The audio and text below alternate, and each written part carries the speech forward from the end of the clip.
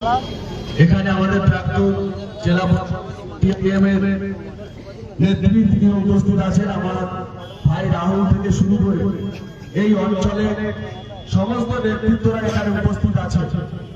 আজকে যে বনগাঁটা র্যালি আমরা ছোট ভাইজানের সমর্থনে নওশাদ সিদ্দিকী ভাইজানের সমর্থনে ভাঙড় বিধানসভা থেকে আইএসএফ এর প্রার্থী সিপিআইএম সমর্থিত ছোট ভাইজান তাকে বিপুল ভোটে জয়যুক্ত করার লক্ষ্যে আমাদের যে র্যালি তালের মোল্লার ব্যাগ থেকে ঘটকপুকুর পর্যন্ত সেই র্যালি আমরা ইতিমধ্যেই শেষ করেছি।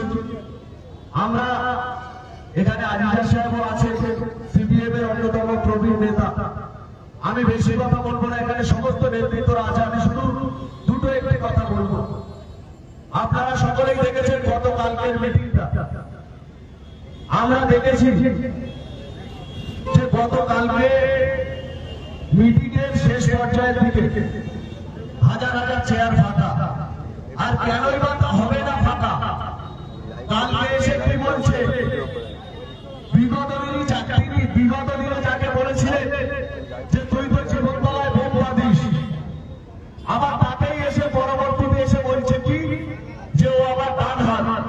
আমি মনে করি ভাঙড়ে আরো 30,000 বেশি ভোটে